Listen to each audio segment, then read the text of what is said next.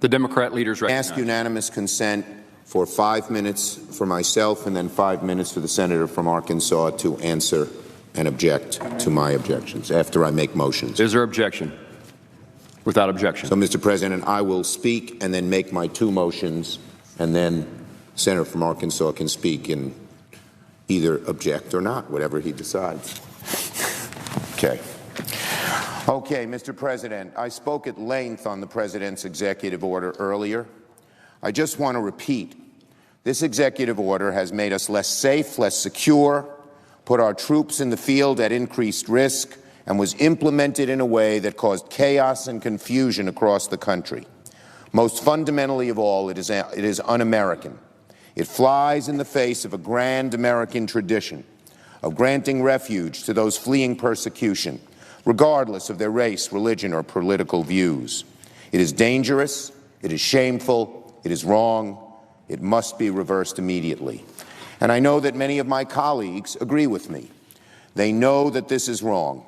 A dozen Republican senators and counting, including my good friend, the senior senator from Arizona, have expressed serious concern. One former Republican CIA director said, "It makes us less safe than we were Friday." So let's repeal the order and then sit down and discuss a smart, thoughtful, effective way to counter terrorism.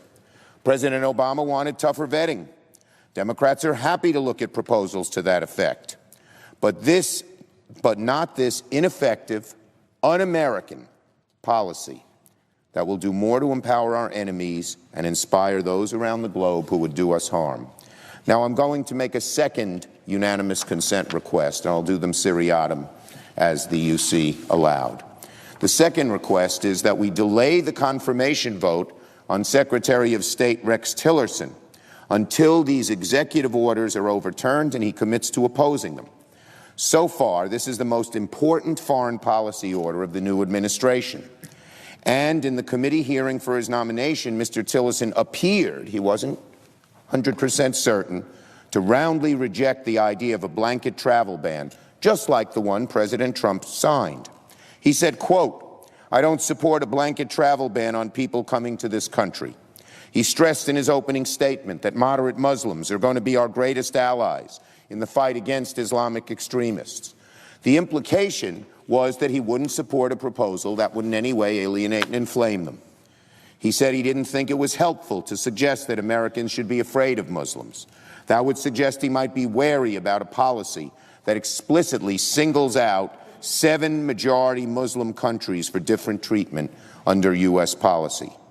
Now, many of these comments, Mr. President, that he made to the committee, Mr. Tillerson did, are at odds with the President's policy. So, Mr. President, Democrats and Republicans alike and the American people, most of all, deserve to know whether Mr. Tillerson would implement this executive order or not, because it seems to directly contradict comments he made under oath to a Senate committee. Key allies in the world are wondering whether the potential future Secretary of State supports this policy, and so are the American people. And here are some important questions. Did he have any involvement or consultation in the construction and drafting of the executive order? How would he answer the outcries from countries around the world asking President Trump to rethink this policy? Does he think it would make us less safe? Does he think it would alienate Muslim communities around the world? And does he believe that current green card holders should be subject to another round of scrutiny if they come back to the U.S., even though they've been vetted before? We need these answers from President Trump's nominees.